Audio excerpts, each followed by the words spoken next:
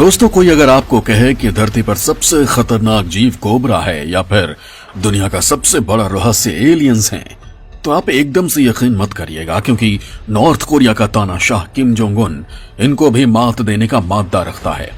बिल्कुल ठीक सुन रहे हैं आप। दुनिया जितनी कोरोना से नहीं डरी, नॉर्थ कोरिया में उससे कहीं ज्यादा आतंक किम जोंग उन का रहता है। अब इस भाई साहब ने कुछ ऐसा कर दिया है जो आपके दिमाग की घंटी बजा देगा, क्योंकि जब आप नए साल का जश्न मना रहे थे, जब आप नए साल में तरक्की के नए नए संकल्प ले रहे थे, जब आप अपनी बुरी आदतों को छोड़ने की प्रतिज्ञा कर रहे थे, तब भी ये भाई साहब दृढ़ प्रतिज्ञा ले रहे थे। और इसी प्रतिज्ञा ने किम जोंग के दुश्मन अमेरिका को हिलाकर रख दिया है, क्योंकि उसके मूड को भांपना मुश्किल ही नहीं नामुमकिन है। वो इस महाशक्ति को अपने जूते की नोक पर रखने का दावा करता है।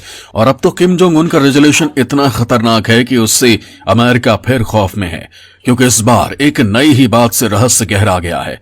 तो दोस्तों, आखिर किम जोंग उन ने ऐसा क्या कर डाला है और अब वो दुनिया में क्या कुछ दहशत का बीज बोने वाला है? क्या वो भारत को भी अब अपनी टारगेट पर लेने वाला है, या मोदी के लिए भी कुछ नया पैगाम है? आपको इस वीडियो में यही बताने वाला हूं। किम जोंग उन ने तैयार किया 2022 का एजेंडा। 2022 में किम जोंग के सिर पर सवार हुई परमाणु सनक, लेकिन भारत से तगड़ी दोस्ती बनाने की ओर किम जोंग। दोस्तों, किम जोंग उन के दिमाग में भारत को लेकर एक जबरदस्त ख्याल आया है। वो भारत के बारे में क्या कुछ सोच रहा है वो मैं आपको बताऊंगा, लेकिन उससे पहले साल 2022 के उस सुपर प्लान को सुन लीजिए जो किम जोंग लॉक कर चुका है। दोस्तों, उत्तर कोरिया के नेता किम जोंग उन ने देश के सामने साल 2022 का एजेंडा रखा है, जिसमें किम जोंग ने साल 2022 का प्रमुख लक्ष्य देश की अर्थव्यवस्था को बेहतर करने का रखा है। उत्तर कोरिया के सरकारी मीडिया ने किम जोंग उन के साल 2022 के एजेंडे को दुनिया के सामने रखा है। और सबसे बड़ी बात यह कि इन एजेंडों में किम जोंग उन ने अपने सबसे बड़े दुश्मन अमेरिका का नाम एक बार भी नहीं लिया है। उत्तर कोरिया के तानाशाह किम जोंग उन ने वर्कर्स पार्टी ऑफ कोरिया के एक पूर्ण बैठक के दौरान देश में भोजन की व्यवस्था हर घर तक पहुंचाने और देश के विकास को बढ़ाने पर फोकस करने की बात कही है। और दोस्तों, इस काम के लिए उसके अधिकारियों को भारत सबसे ज्यादा याद आ रहा है। वो क्यों, मैं आपको बताऊंगा, लेकिन उससे पहले आपको बता दूं कि परमाणु कार्यक्रमों की वजह से उत्तर कोरिया पर यूनाइटेड नेशंस और अमेरिका ने कई तरह के प्रतिबंध लगा रखे हैं, जिनकी वजहों से उत्तर कोरिया की आर्थिक स्थिति काफी ज्यादा खराब है और देश में भूखमरी की आशंका जताई गई है। देश में परमाणु भंडार बनाने के सनक ने उत्तर कोरिया को काफी ज्यादा आर्थिक तौर पर नुकसान पहुंचाया है और देश गंभीर भोजन संकट से जूझ रहा है। लिहाजा नए साल के रेजोल्यूशन में किम जोंग उन ने देश में भोजन संकट खत्म करने का संकल्प लिया है, लेकिन किम जोंग उन ने साफ कर दिया है कि क्षेत्रीय संतुलन बनाए रखने के लिए उत्तर कोरिया का परमाणु कार्यक्रम जारी रहेगा। मतलब परमाणु बम और मिसाइलों के साथ कोई समझौता नहीं होने वाला है। उत्तर कोरिया की सरकारी कोरिया सेंट्रल न्यूज एजेंसी ने किम जोंग उन के भाषण को लेकर जो रिपोर्ट दी है, उसमें किम जोंग उन ने साफ साफ कहा है कि लोगों की दैनिक आवश्यकताओं से संबंधित मुद्दों को हल करने के लिए देश में युगांतकारी कदम उठाए जाएंगे। दक्षिण कोरियाई सेंट्रल बैंक की रिपोर्ट के मुताबिक महामारी की वजह से उत्तर कोरिया ने अभी तक देश की सीमा को काफी ज्यादा सख्ती से बंद कर रखा है। यहां तक कि उत्तर कोरिया ने चीन से भी सारे संपर्क काट दिए हैं। लिहाजा देश की अर्थव्यवस्था काफी ज्यादा संकुचित हो चुकी है।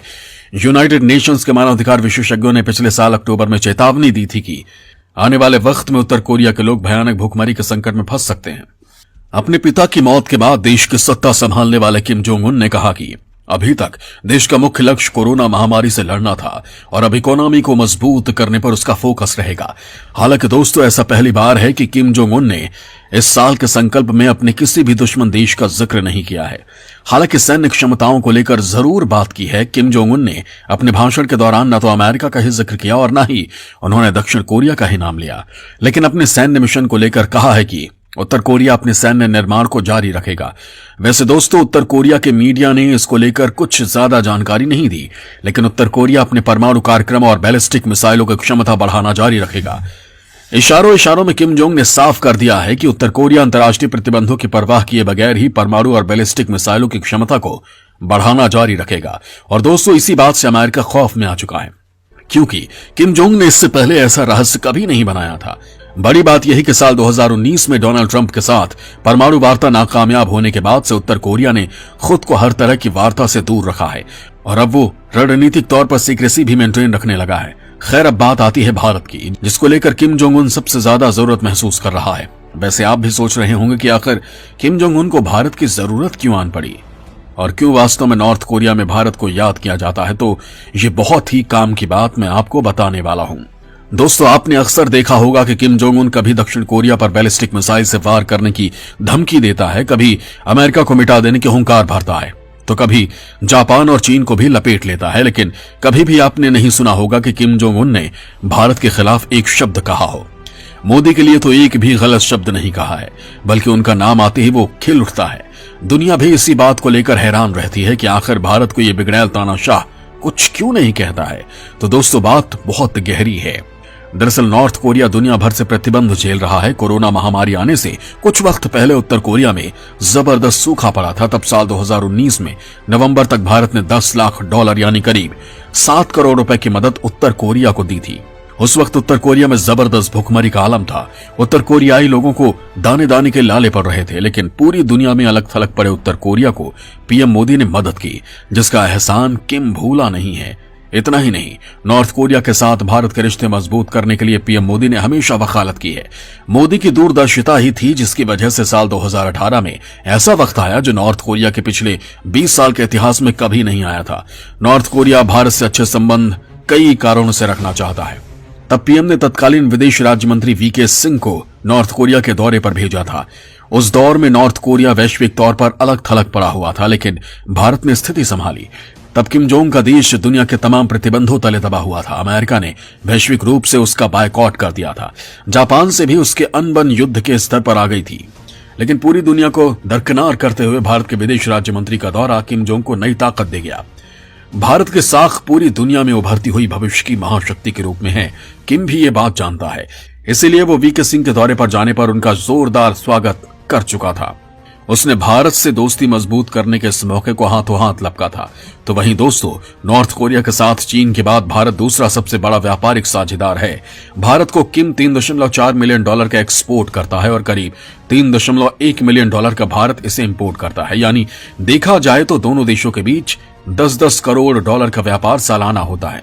साल 2013 में भारत ने नॉर्थ कोरिया को $60 मिलियन का निर्यात किया था। वहीं दोस्तों, शीत युद्ध के दौरान भारत तटस्थ रहा। उत्तर कोरिया के साथ अच्छे रिश्ते का ये भी कारण है।